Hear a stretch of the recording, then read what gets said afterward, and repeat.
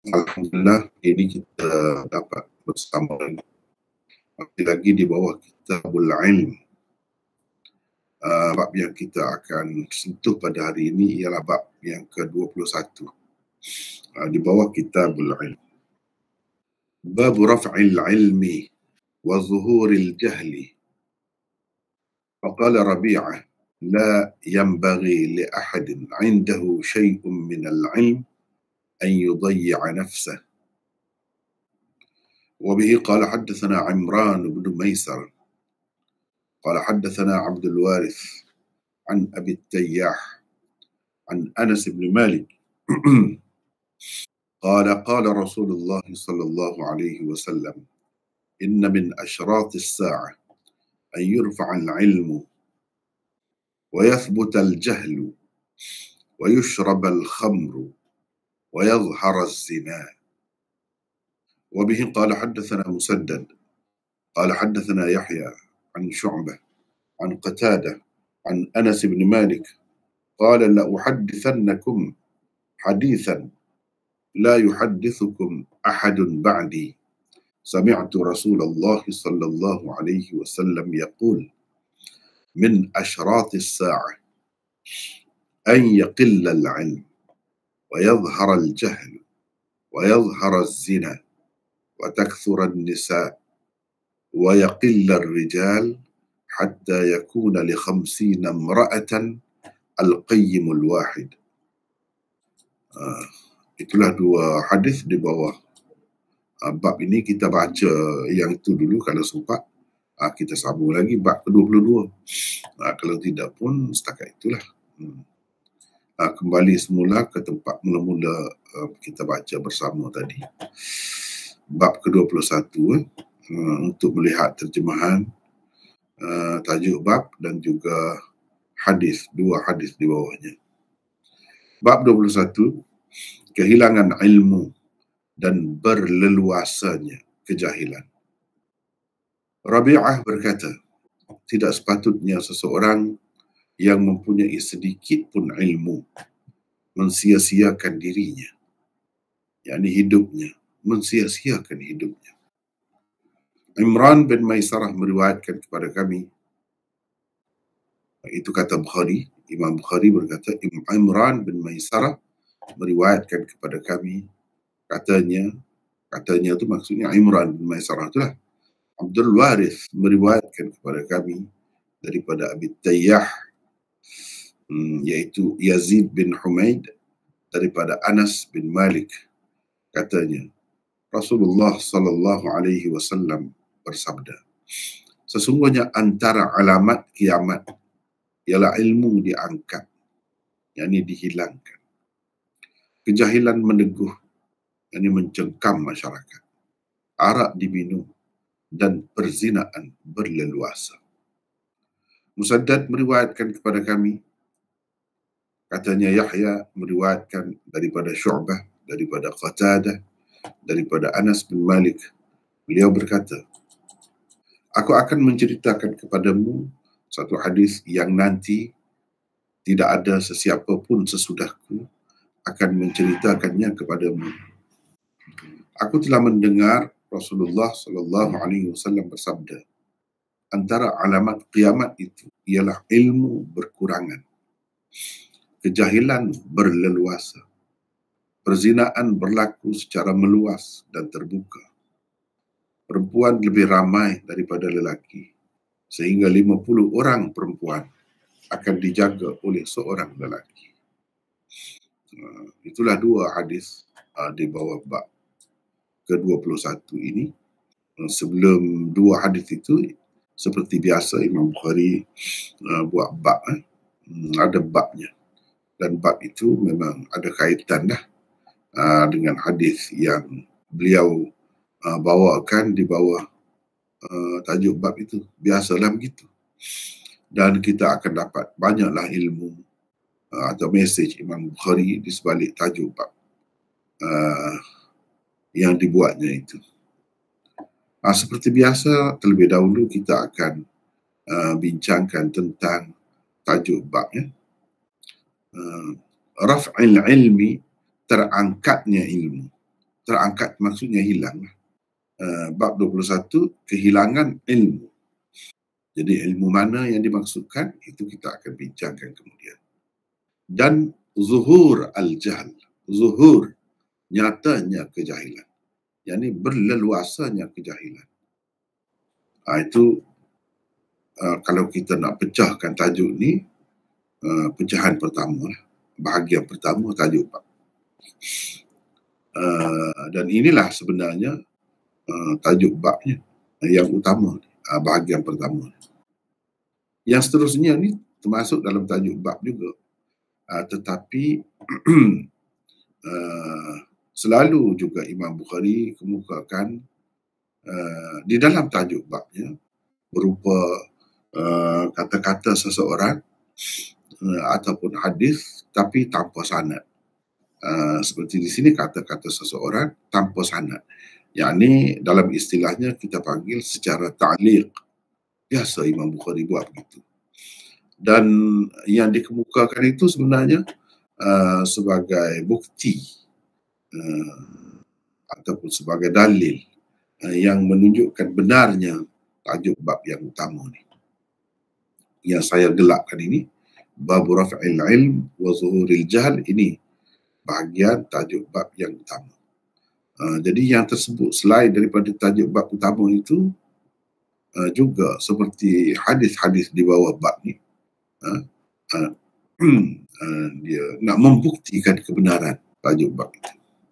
Jadi Rabi'ah ni, kata-kata Rabi'ah ni sebagai bukti lah untuk menjelaskan lagi tajuk bab yang utama. Terlebih dahulu kita tengok tajuk bab yang utama, iaitu kehilangan ilmu dan berleluasanya kejahilan. 230.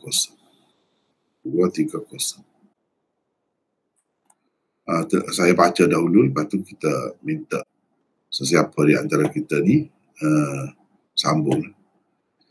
Baik, 230 pada tajuk bab ke-20. Ni bab 21. Tajuk bab ke-20. Sebelum ini, Imam Bukhari telah berbicara tentang kelebihan orang yang berilmu dan mengajarkan ilmu. Fadluman alima wa allama. Di sini pula beliau mengadakan tajuk bab yang menyatakan akibat daripada tidak berlakunya penyebaran ilmu.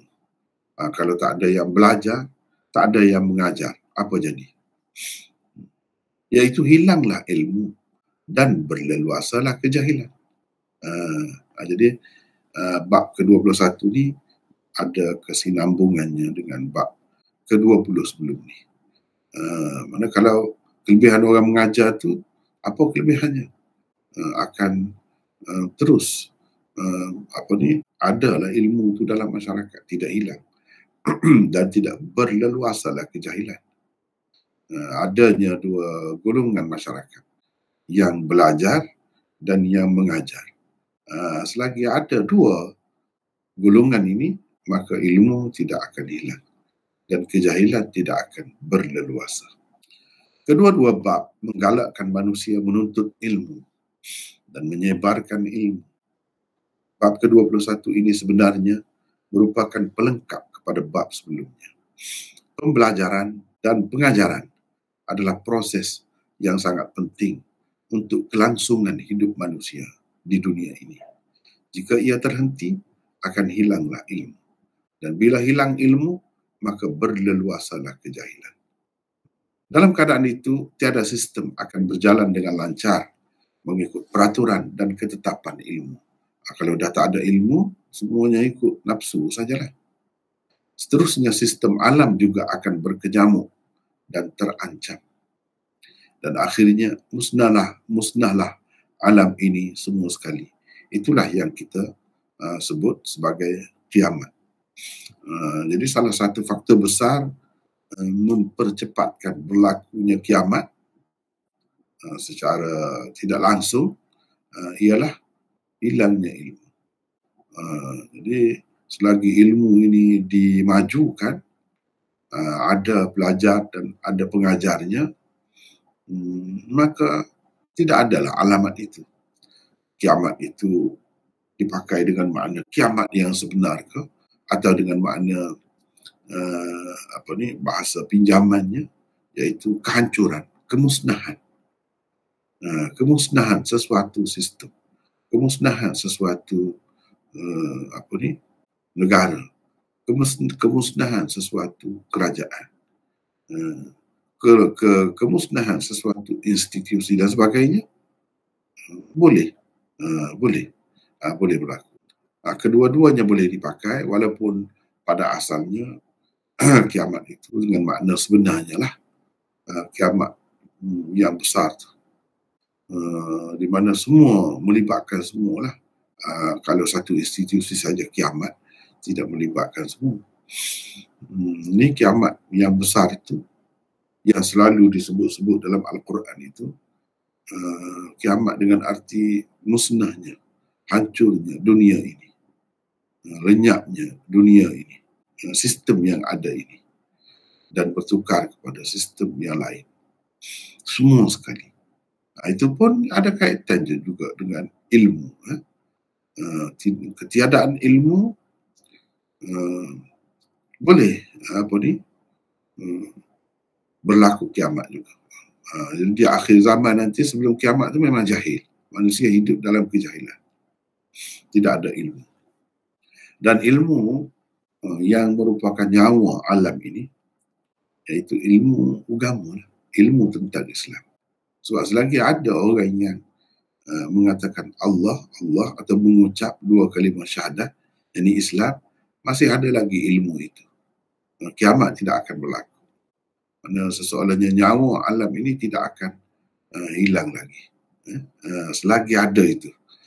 Ini bermakna kewujudan umat Islam, khususnya yang menghidupkan proses ilmu ini,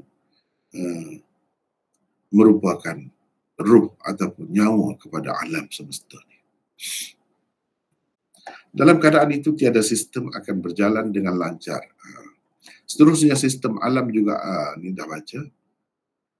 Dari itu diketahui betapa perlunya ilmu untuk kelangsungan hidup manusia di alam ini.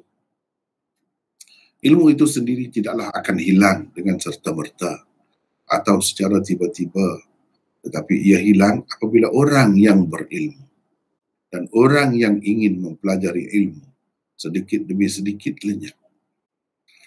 Dengan kata lain, ilmu baru hilang apabila tiada ulama. Selagi ada ulama, ilmu tidak akan hilang. Dan maksudnya ulama yang sebenarlah maksudnya. Ilmu tidak akan hilang. Dan kehilangan ilmu pula merupakan salah satu alamat kiamat hampir berlaku. Baik, saya dah baca tu sebahagiannya sebagai pemula bicara. Seterusnya saya nak sesiapalah di antara kita ni terus membaca nota ni sebagai huraian kepada tajuk bab yang dibuat oleh Imam Bukhari, iaitu Raf'il Ilmi wa Zuhuril Jahli. Silakan, siapa nak baca? Silakan. Saya baca, Maulana. Silakan, siapa ni? Hafiz. Hafiz ya? Silakan. Hafiz daripada mana? Daripada Sungai Petani, Kedah. Daripada Sungai Petani. Silakan. Menurut Syekhul Hindi, tujuan Imam Bukhari mengadakan tajuk bab ini ialah untuk menyatakan kepentingan mengajar dan menyebarkan ilmu. Sebabnya ialah kehilangnya ilmu dan berlelasannya kejahilan itu merupakan salah satu alamat kiamat. Sebagaimana tersebut dengan jelas di dalam kedua-dua hadis di bawah bab ini. Maka cara dan upaya membendung kedua-dua fenomena ini daripada berlaku tidak lain melainkan dengan mengajar dan menyebarkan ilmu dengan bersungguh-sungguh. Hasil daripadanya ialah ulama tidak akan pupus dan kejahilan pula akan semakin hilang. Hadis di bawah tajuk bab terdahulu menggambarkan air hujan boleh mengeluarkan faedah bumi untuk manusia dan ilmu pula mengeluarkan faedah manusia untuk manusia.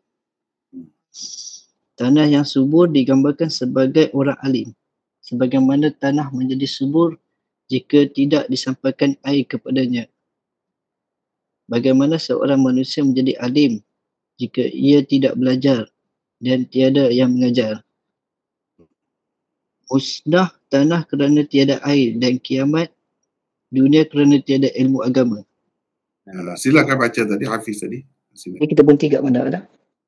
Cuba baca sini ya. Kedua-dua bab. Okey.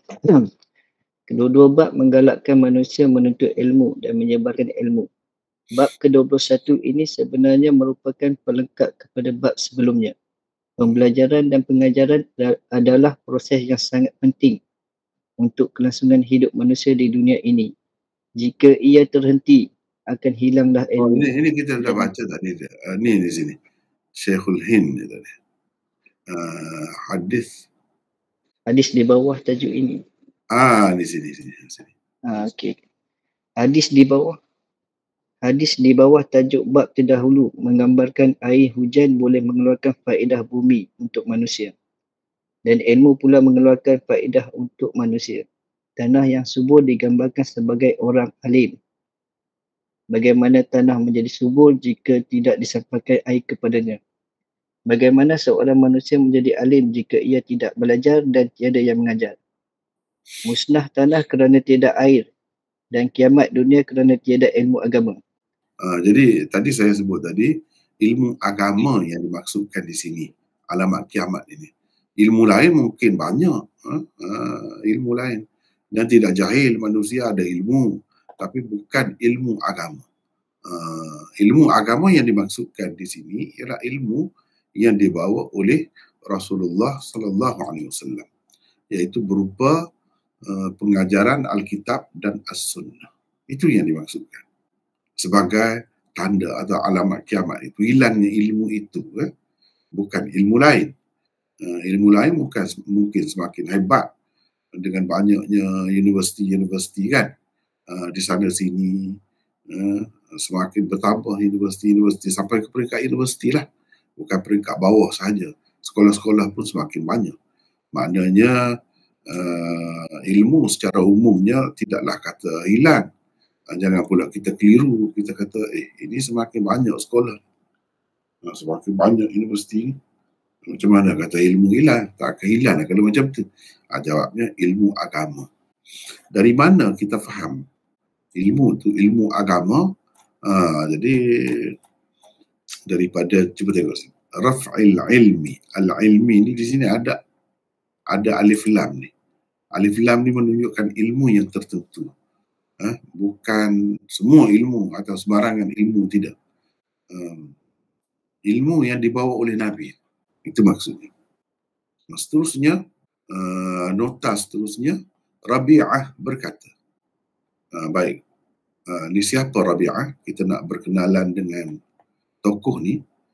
Imam Bukhari mengambil kata-katanya sebagai rujukan dan panduan untuk kita semua. Siapa dia ni?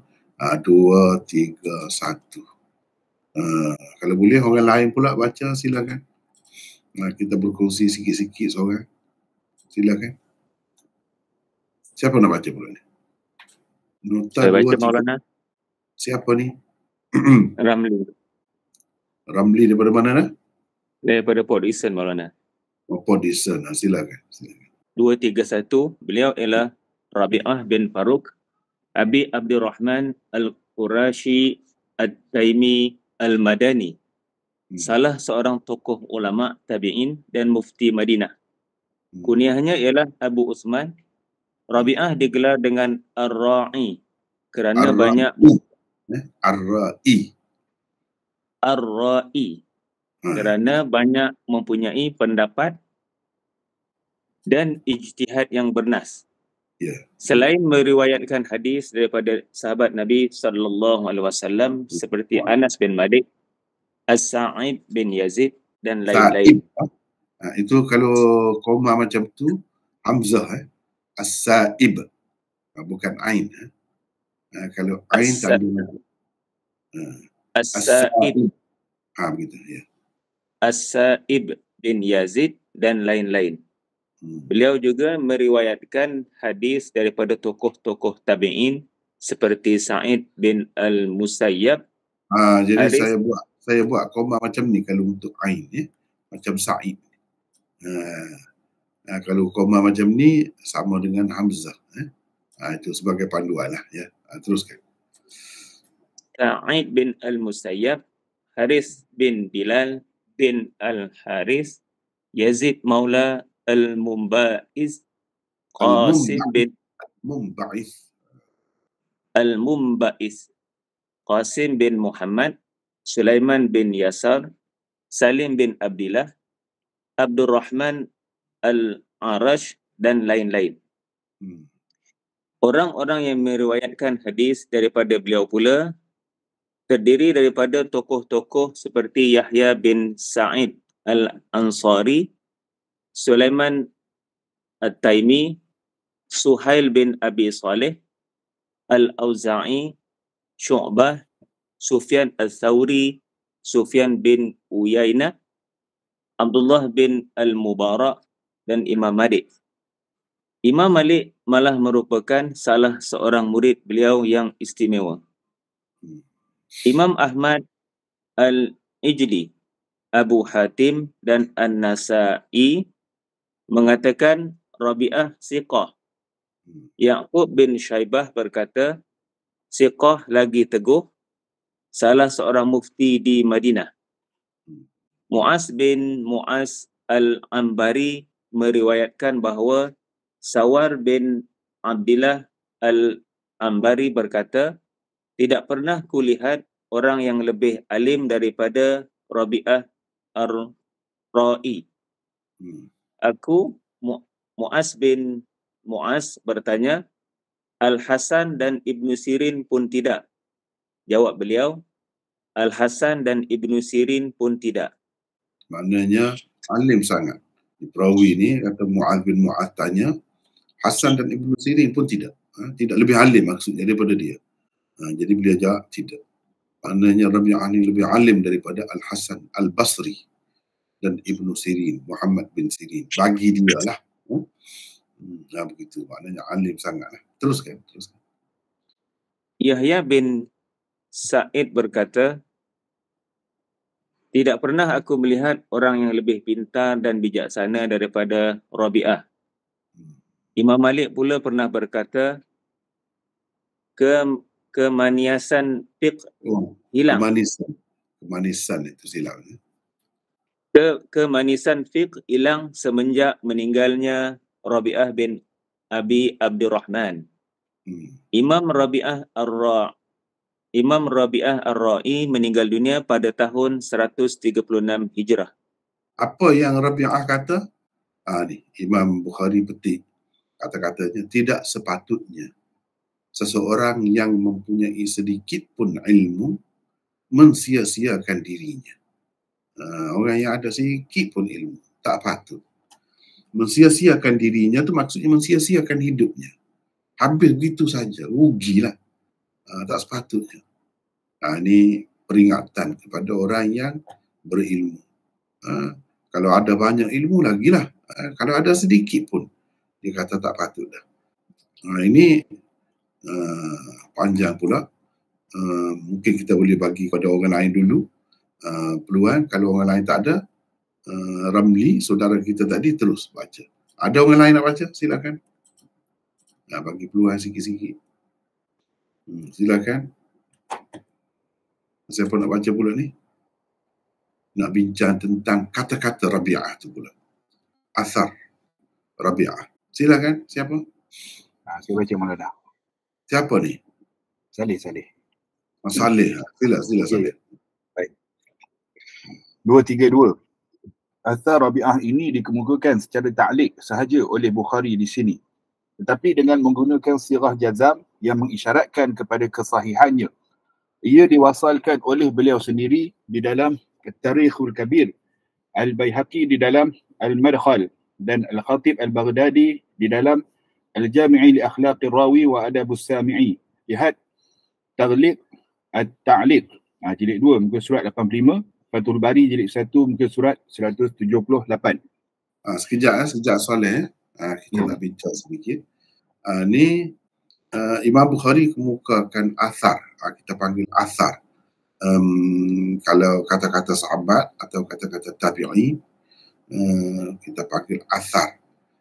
Athar ni, athar ke ataupun hadis, Imam Bukhari kadang-kadang meriwayatkannya, mengemukakannya secara ta'liq. Cuba tengok di sini. Ini ta'liq Imam Bukhari. Imam Bukhari kata, waqala Rabi'ah. Rabi'ah berkata. Dia tak sebut sanad. Padahal Imam Bukhari tak sempat dengan Rabi'ah itu. Sepatutnya kena ada orang di tengah. Di antara dia dengan Rabi'ah itu. Mungkin seorang, mungkin dua orang. Sepatutnya disebut. Tapi tidak disebut. Ini dipanggil riwayat Bukhari secara ta'liq. Rawahul Bukhari fi sahihihi mu'allaqan. Mu'allaqan. Ta'liqan. Secara ta'liq. Boleh begitu kita kata. Tetapi riwayat secara ta'liq ni dia ada dua macam. Ada dengan sirah jazam, ada dengan sirah tamrid. Sirah jazam seperti ini. Ini contoh ni, sirah jazam. Waqala. Rabi'ah berkata, dengan pasti. Dia tidak kata disebutkan bahawa Rabi'ah berkata. Atau kononnya Rabi'ah berkata. Atau dihikayatkan, dikatakan. Bukan begitu. Kalau itu semua, itu sirah tamrid dipanggil. Sirah jazam, ni dipanggil sirah lafaz jazam ni. Sirah jazam menunjukkan riwayat Imam Bukhari daripada Rabi'ah ini sebenarnya sahih. Kata-kata dia tu memang benar. Riwayat sahih, isyarat kepada riwayat sahih. Kalau dia kata zukira, rukiya, yuqal dan sebagainya dengan sirah tamrid, yani dalam bentuk fi'il bina majhul, maka boleh jadi riwayat ta'liq itu tidak sahih. Boleh jadi juga sahih. Boleh jadi tidak sahih. Itu maksudnya.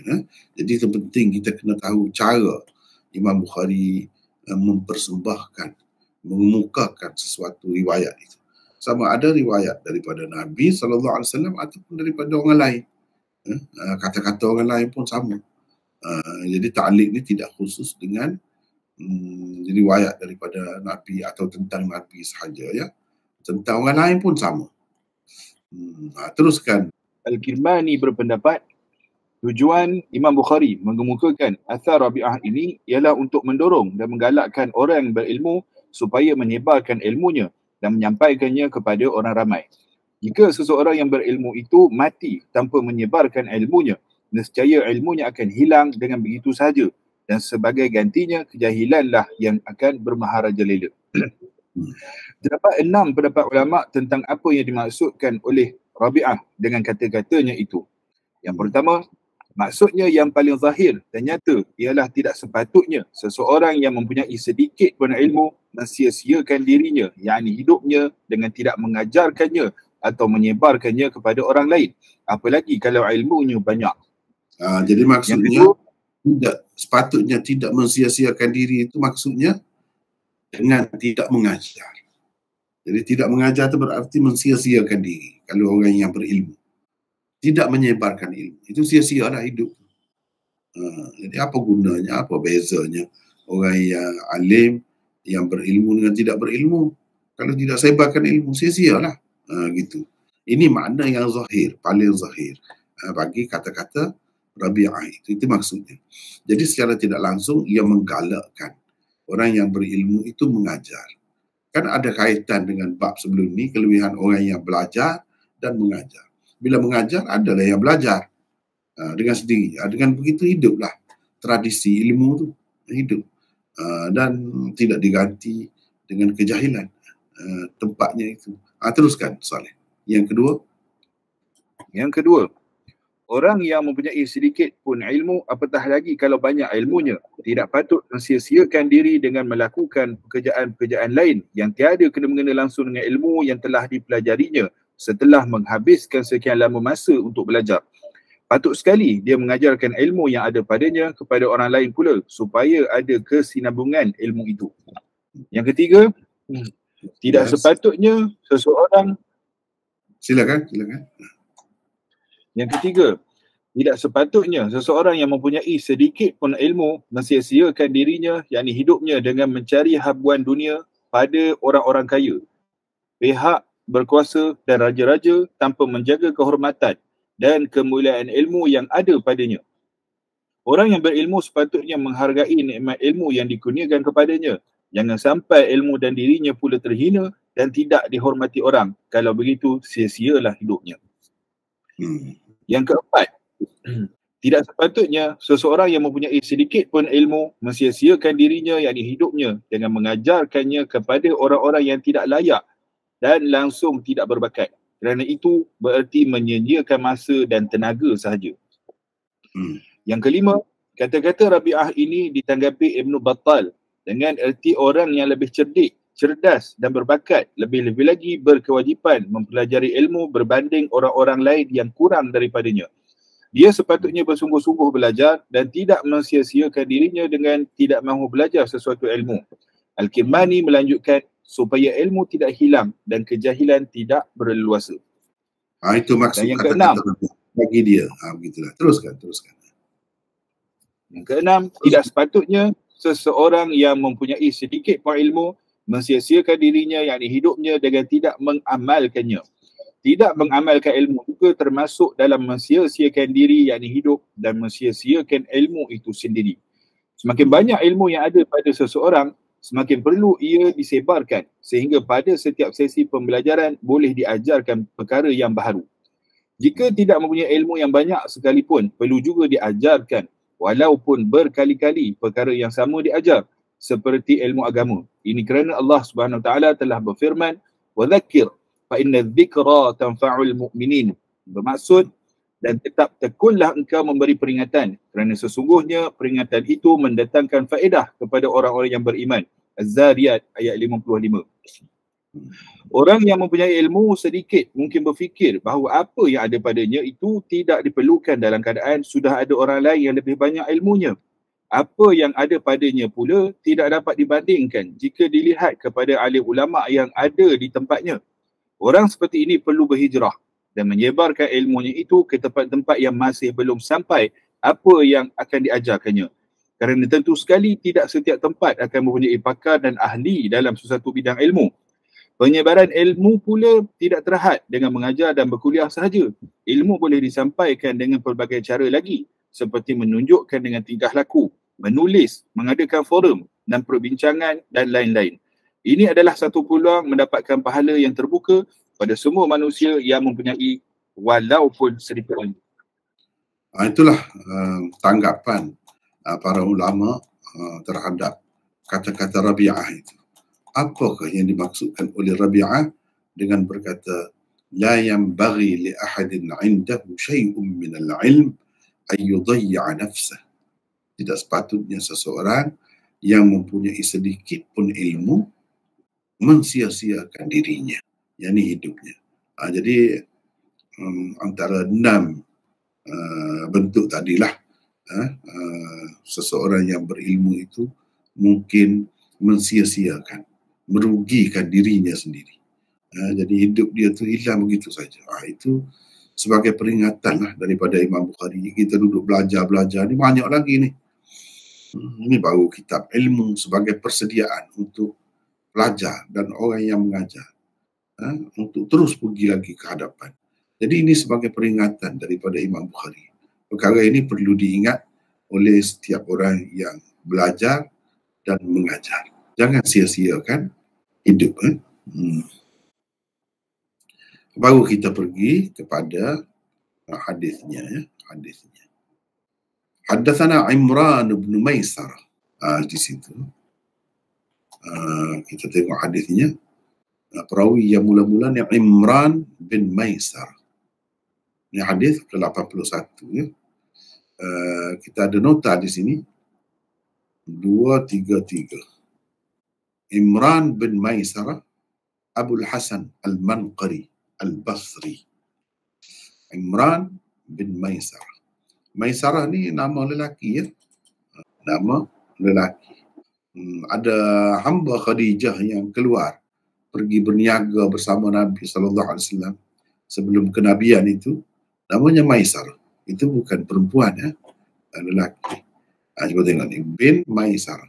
Tetapi kalau orang letak nama anaknya Maisarah untuk anak perempuan pun boleh juga, tidak jadi salah. Ini antara nama yang dikongsi ya oleh lelaki dan wanita. Tetapi dalam Arab ni lebih ramai lelaki pakai nama ini ya. Jadi Abul Hasan itu kunyahnya, Al-Manqari itu nisbah. Abu Zur'ah, Abu Hatim, Bukhari, Abu Dawud dan lain-lain adalah antara orang yang meriwayatkan hadis daripadanya. Imran bin Maisarah. Beliau meninggal dunia pada tahun 220. Kemudian beliau mengambil hadis ini daripada Abdul Warith. Siapa Abdul Warith ini pula? Rengkah-rengkah kita cerita tentang perawi-perawi. Abdul Warith bin Sa'id bin Thakwan At-Tamimi Al-Basri. Beliau meninggal dunia di Basrah pada tahun 180 Hijrah. Itulah tentang serba sedikit tentang perawi bagi hadis ke-81 ni. Beliau meriwayatkan kepada kami daripada Abi Tayyah, namanya Yazid bin Humaid. Oleh kerana ni perawi-perawi ini dah disebut dah sebelum ni, saya tidak ulang. Daripada Anas bin Malik. Katanya Rasulullah SAW bersabda, sesungguhnya antara alamat kiamat ialah ilmu diangkat, yakni dihilangkan, dan seterusnya seperti kita telah baca tadi. Di sini mula-mula sekali kita dapat ada nota di sini 2, 3, 5. Jadi kena ingat perbezaan dalam hadis, dalam Quran dia sebut kan. Perbezaan ini kita kena tahulah. Perkataan asyrat dalam hadis yang kita baca ni dia sebut asyrat. Cuba kita tengok teks asalnya. Ni cuba tengok ni. Inna min asyrat. Ini perkataan asyrat yang digunakan.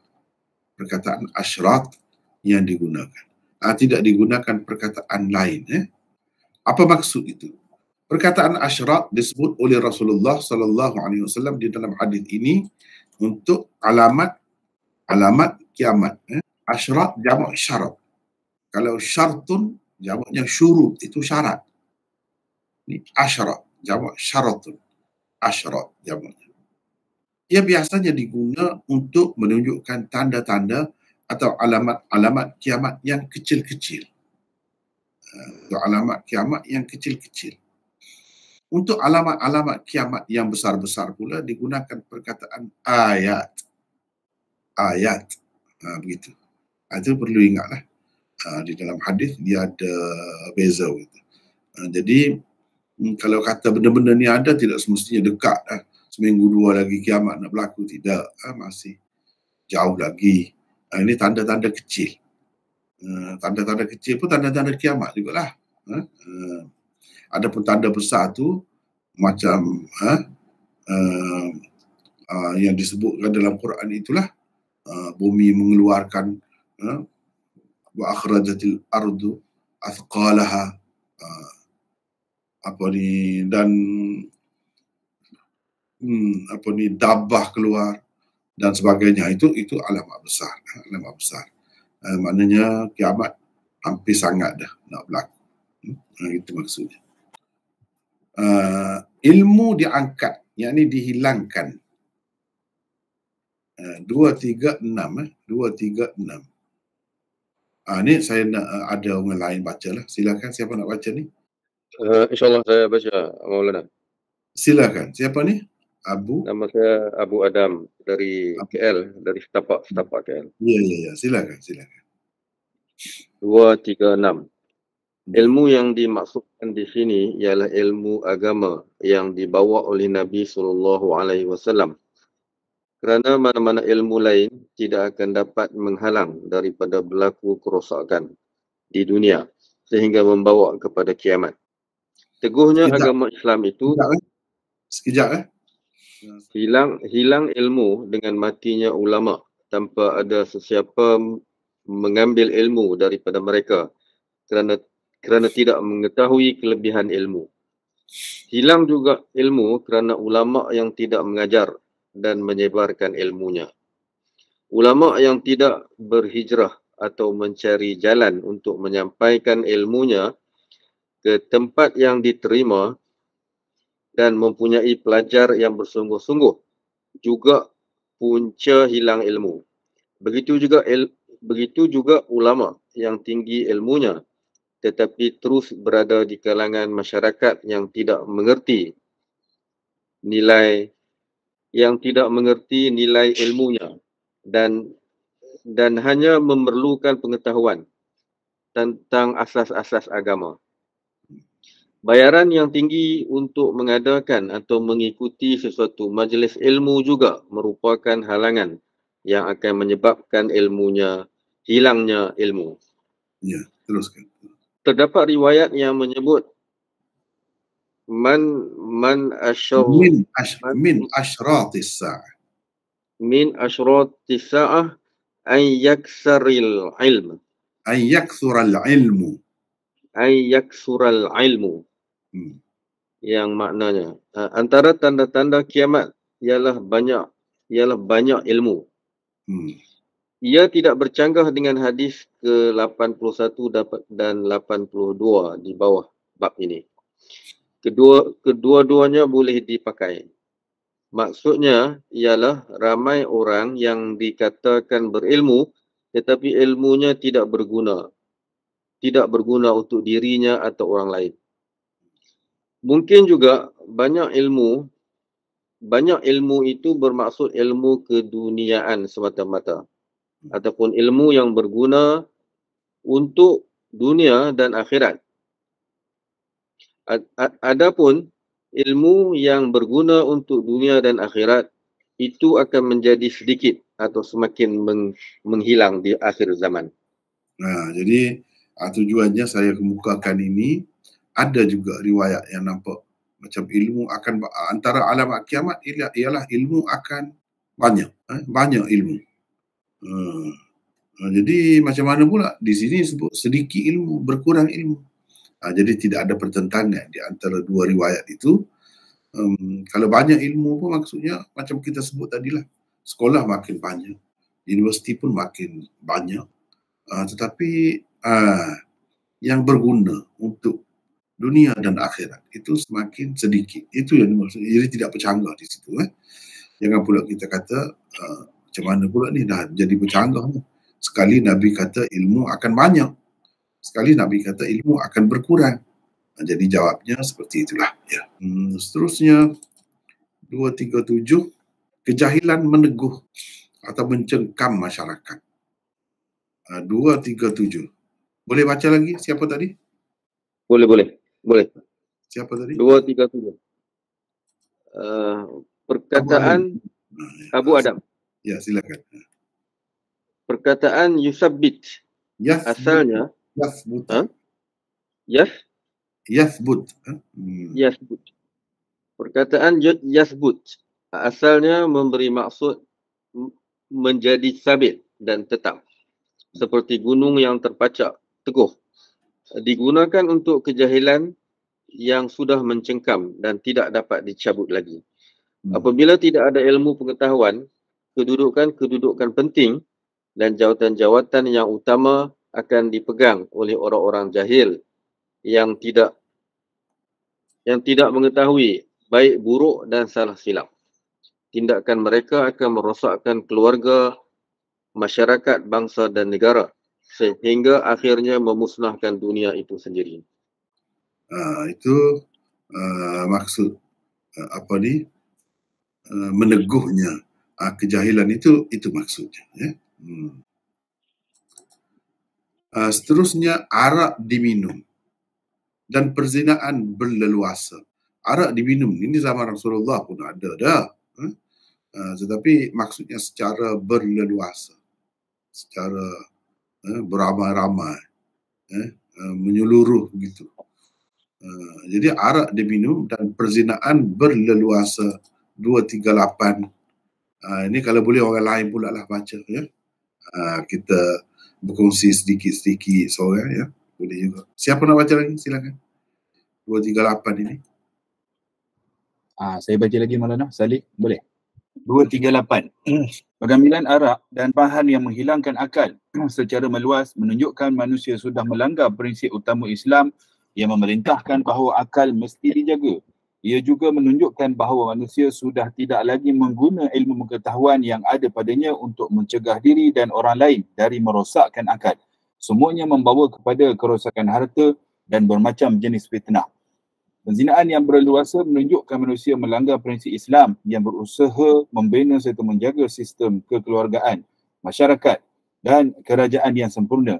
Ia juga menunjukkan bahawa manusia sudah dikuasai oleh nafsu kebinatangannya dan langsung tidak menggunakan akal dan ilmu pengetahuannya untuk membuat apa-apa keputusan.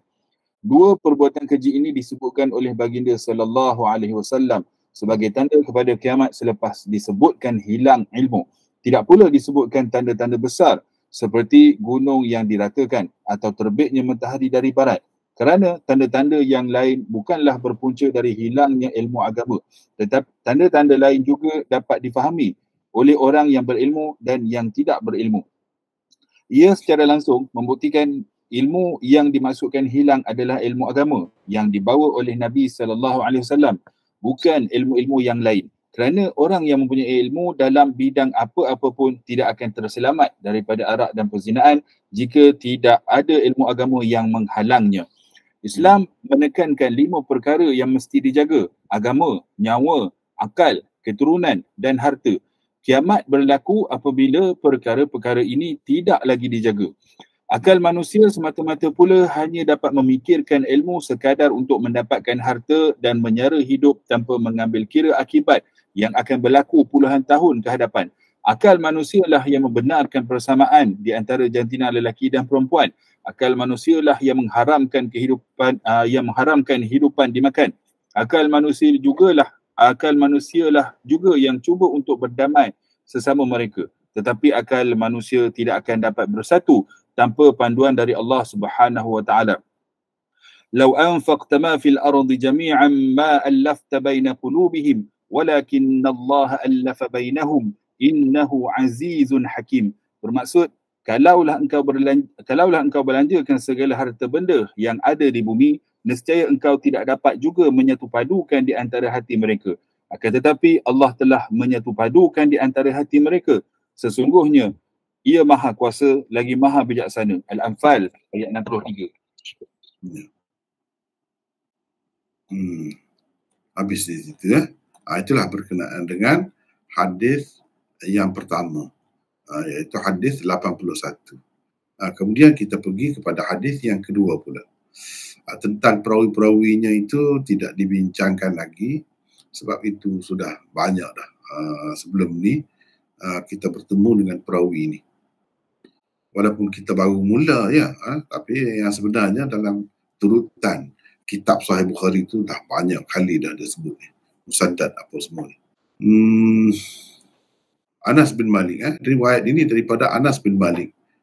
Riwayat 82 ni daripada Anas bin Malik.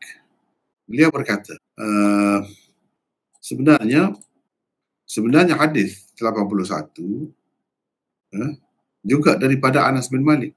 Maknanya kedua-dua hadis di bawah bab ini daripada Anas bin Malik. Cuma perawi di bawahnya itu berbeza lah. Perawi di bawahnya berbeza. Antara 81 dan 82. Sekarang ni kita nak bincang 82 pula.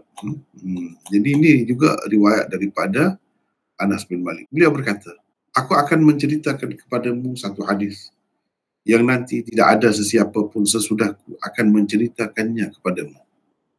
Mana tak ada orang lain. Jadi di sini kita ada nota 239. Boleh Saleh baca lagi. Okey Maulana, boleh. 239. Anas radhiyallahu anhu berkata begini, kerana beliau merupakan sahabat yang terakhir meninggal di Basrah. Beliau juga satu-satunya sahabat yang boleh berkata begini pada ketika itu. Kerana perawi lain seperti Abu At-Tufail yang meninggal tahun 110 Hijrah di Mekah mungkin tidak akan dapat berkata, aku telah mendengar Rasulullah sallallahu alaihi wasallam bersabda. Anas radhiyallahu anhu meninggal dunia pada tahun ke-93 Hijrah. Kata-katanya ini adalah sebagai galakan supaya tertarik kepada nilai ilmu yang akan disampaikan. Kata ulama, "Lau lam yasifi tabibu dawa'ahu lil maridi man tafa'a bih." Kalaulah doktor tidak menceritakan khasiat ubatnya, manalah orang sakit akan dapat mengambil manfaat daripadanya. Orang yang mengetahui nilai ilmu tidak patut malu untuk memberitahunya supaya lebih ramai orang yang mendapatkannya. Itu Anas kata begitu. Nak ceritanya tak ada orang lain dah yang dapat cerita hadis itu. Mengikut apa nama ni, satunya kerana di situ di Basrah tu dialah yang terakhir di kalangan sahabat meninggal dunia.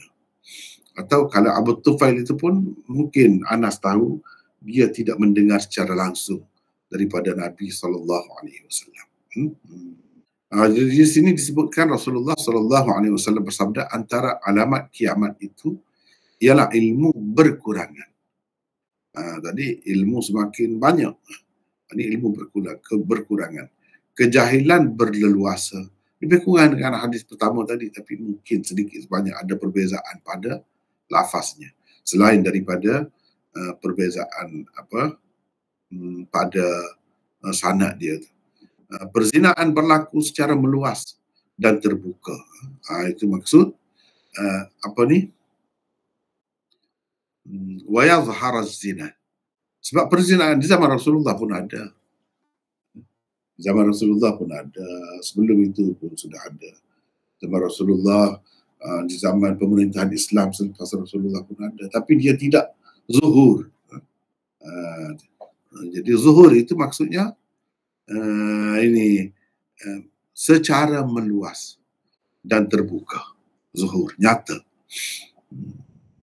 Perempuan lebih ramai daripada lelaki sehingga 50 orang perempuan akan dijaga oleh seorang lelaki. Jadi perzinaan itu berlaku secara meluas dan berleluasa itu dan terbuka itu mungkin kepada kita yang hidup di zaman ini dapat melihatnya. Tapi bukan di semua tempat. Di setengah-setengah tempat, setengah-setengah negara itu memang umum sangat. Memang terbuka. Tak ada siapa pun nak halang. Orang yang menghalang itu pula boleh didakwanya. Dianggap salah. Yang melakukan perzinaan secara terbuka di tepi jalan, di mana-mana saja, itu berlaku ini telah pun berlaku di zaman kita sebenarnya. Telah pun berlaku di zaman kita. Kalau sekadar berlaku perzinaan itu sahaja, itu tidak dimaksudkan. Sebab itu pun sudah ada pun di zaman Rasulullah SAW. Yang ni maksudnya secara meluas. Ada dengan adanya pusat-pusat pelacuran. Itu maksud, itulah yang dimaksudkan. Boleh dicari, boleh dipergi. Seperti kita nak pergi beli barang, pergi market. Ini pun begitu juga. Nak berzina boleh pergi. Ada perlindungan oleh pihak berkuasa. Itu maksudnya meluas. Terbuka itu pula tak ada siapa pun malu. Tak ada siapa pun malu. Berasa tergugat. Tak ada apa pun. Itu jadi perkara biasa. Bahkan di hadapan orang ramai pun, walaupun tempat kita ni boleh dikatakan tak ada lah secara terbuka tu lagi. Tapi di negara-negara bukan Islam, terlalu banyak, sangat terbuka. Itu kalau itu yang dimaksudkan, maka telah berlaku dah sekarang ni pun. Mungkin yang dimaksudkan oleh Rasulullah ni yang lebih meluas lagi dan lebih terbuka lagi. Di masa akan datang itu tak tahulah, itu nanti tengoklah. Tapi kalau sekadar meluas tu agak meluas dah, terbuka pun terbuka dah di setengah-setengah tempat itu. Bukan setengah tempat tu terpencil, tidak, terbuka makna dengan kebenaran, dengan kebenaran. Tidak dianggap salah. Itu dah banyak dah negara-negara barat. Ini perempuan lebih ramai daripada lelaki sehingga 50 orang perempuan akan dijaga oleh seorang lelaki. 241. 241. Ini kalau boleh sesiapa orang lain boleh baca, silakan. Sebelum itu ni 240. 240. Ilmu berkurangan di situ dulu. Siapa nak baca, silakan. Saya baca, Maulana. Siapa? Arsyad. Ya, saya. Ya, silakan. 240. Ya. Hadis ini dengan jelas menyebutkan ilmu berkurang dan tidak hilang seperti hadis sebelum ini. Ia bertepatan dengan kata-kata Ibnu Mas'ud yang menceritakan tentang fenomena hari kiamat di dalam Sunan Ad-Darimi bahawa la yusrayanna 'alal Qur'ani dhata lailah fala yutraku ayatun fi mushaf wala fi qulbi ahadin illa rufi'at. Bermaksud Al-Quran akan lenyap pada suatu malam, tiada satu pun ayat di dalam mushaf maupun di dalam hati sesiapa pun melainkan akan diangkat. Apabila tiada petunjuk dari agama, manusia dibiarkan dengan akal mereka sehingga berlaku kerosakan di muka bumi. Ini akan berlaku. Ini akan berlaku juga. Ini juga akan berlaku. Jadi dia peringkat-peringkat lah. Ada ketikanya dia berkurang. Nak kata hilang terus tu tidak. Yang hilang terus tu kemudian lagi. Kemudian lagi. Dan itu pun ada juga. Disebutkan di dalam hadis. Lepas tu 241. Ini silakan Arsyad juga baca. Silakan. 241, ramai perempuan menyebabkan berlaku fitnah. Ia akan mencetuskan perbalahan dan pembunuhan. Nyawa, harta dan keturunan tidak lagi selamat disebabkannya. Terdapat beberapa sebab yang munasabah sehingga berlaku seperti apa yang disabdakan oleh Nabi SAW. Ini antaranya: 1. Berlakunya banyak peperangan yang menyebabkan kematian ramai lelaki. 2. Kerja-kerja yang dilakukan oleh orang lelaki lebih terdedah kepada bahaya sehingga ramai yang terkorban kerananya. 3. Kelahiran anak lelaki menjadi lebih sukar kerana kurang subur yang berlaku disebabkan pencemaran dari segala aspek kehidupan. 4. Penzinaan yang berleluasa melemahkan benih kelahiran sehingga benih perempuan yang mudah terjadi sahaja yang berjaya lekat di dalam rahim. Maksud 50 orang perempuan dijaga oleh seorang lelaki itu pula selain makna yang zahir juga difahami sebagai kewujudan seorang bapa ayam yang mengawal 50 orang perempuan sebagai pelacur yang bekerja untuknya.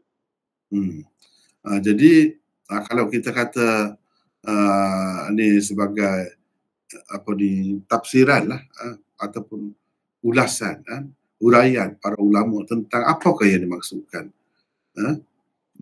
sebagai tanda ni kiamat, iaitu perempuan lebih ramai daripada lelaki sehingga 50 orang perempuan akan dijaga oleh seorang lelaki. Jadi hadis-hadis ni kita kena tengok, jangan tengok pada satu masa ya, dan jangan tengok pada satu tempat. Tengok secara keseluruhannya, menyeluruh dari semua sudut, baru kita nampak. Kalau kita bataskan dengan masa tertentu saja, mungkin tak nampak. Maknanya apa yang disebutkan oleh Rasulullah SAW ni belum sampai masanya lagi lah, belum sampai masanya berlaku lagi lah. Sebabnya kalau kita tengok sekarang ni manusia boleh kontrol kan, anak dia boleh pilih nak anak lelaki ke anak perempuan ke. Kalau anak perempuan dia tak mahu, dia gugurkan, boleh begitu.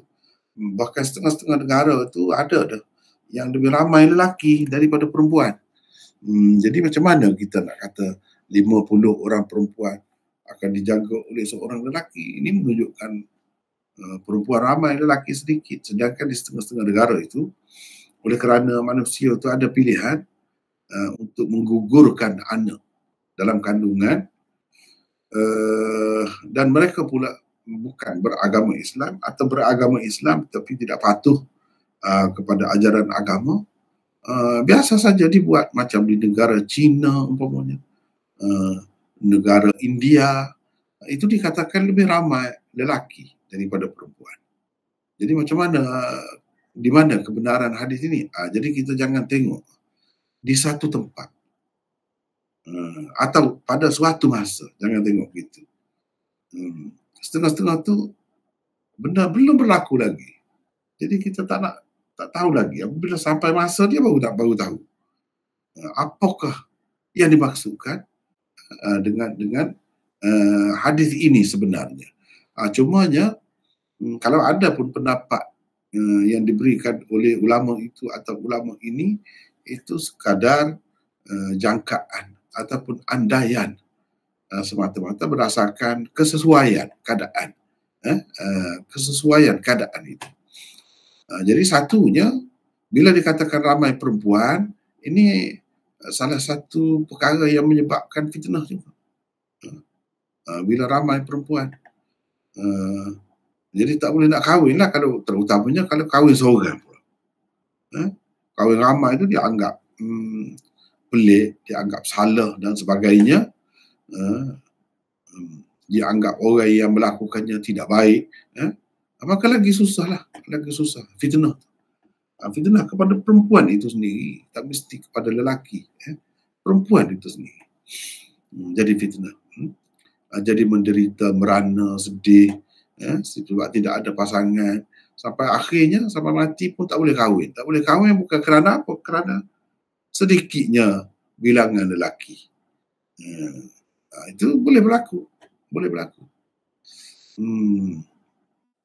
Jadi antara yang difaham oleh ulama tentang maksud hadis ini, yang pertama ini berdasarkan munasabah lah, kalau kata berlaku begini, dan yang diperhatikan oleh manusia pun begitu. Yang pertama, berlakunya banyak peperangan, dan yang terlibat dalam peperangan itu biasanya lelaki. Dalam perang dunia pertama, perang dunia kedua, dan bila-bila peperangan ini yang terlibat, boleh dikatakan ramai lelaki lah di mana-mana pun. Jadi dengan cara begitu, kuranglah bilangan lelaki itu logik, masuk akal. Boleh dilihat sendiri. Menyebabkan kematian ramai lelaki. Sebab lelaki yang terlibat. Menunjukkan akhir zaman ni akan banyak berlaku peperangan. Akan banyak. Itu pun tanda kiamat juga. Berlaku banyak peperangan. Jadi bila sebut ramai, sedikit lelaki itu, kenapa? Sebab banyak peperangan. Dan peperangan itu alamat kiamat. Rosaknya mana sistem masyarakat itu. Yang kedua, kerja-kerja yang dilakukan oleh lelaki lebih terdedah kepada bahaya. Sehingga ramai yang terkorban kerananya. Kerja yang dipilih oleh lelaki juga bahaya. Banyak bahaya. Itu juga yang menyebabkan, kalau dibiarkan, kalau tidak dirancanglah, kalau tidak digugurkan anak seperti yang kita sebut tadi, maka secara tabi'inya, kalau dibiarkan begitu, biasa, maka dia akan lebih ramai perempuan. Sebab apa? Sebab lelaki pekerjaannya itu banyak. Ada yang kena kejutan elektrik, ada yang macam-macam lah, accident, sebab banyak keluar pergi sana sini, boleh berlaku kematian. Jadi sedikitlah dengan cara begitu. Jadi banyaklah kerja-kerja lelaki itu, kerja-kerja yang mengancam nyawa lah kira-kiranya. Lebih banyak. Kerana itu mereka munasabah lah, masuk akal kalau dikatakan akan jadi kurang daripada wanita. Yang ketiga, kelahiran anak lelaki menjadi sukar. Ini pun boleh jadi. Sebab nak dapat anak lelaki itu agak lebih sulit, lebih rumit berbanding anak perempuan. Berbanding anak perempuan. Yang keempat, perzinaan berleluasa melemahkan benih kelahiran. Sehingga benih perempuan itulah mengikut pengkaji-pengkaji, dia kata benih perempuan lebih mudah untuk hidup. Bagaimanapun kita percaya itu semua rezeki Allah, ketentuan Allah semuanya. Jadi maksud 50 orang perempuan dijaga oleh seorang lelaki itu pula, selain makna yang zahir, bahkan setengah-setengah ulama mengatakan dahulu pernah berlaku benda ni. Pada sebelum zaman kita, di zaman kita ni pula tidak ketara kalau kita lihat dari sudut itu. Macam mana? Iaitu di zaman dahulu dia ada saja sistem hamba, perhambaan. Dalam sistem hamba, perempuan boleh, ramai perempuan boleh berada di bawah penjagaan seorang lelaki. Walaupun tidak sebagai isteri, sebab dia boleh jadi hamba sahaya. Dan hamba sahaya ni tiada hak bilangan. tiada had, tak ada had bilangannya. Boleh jadi ramai.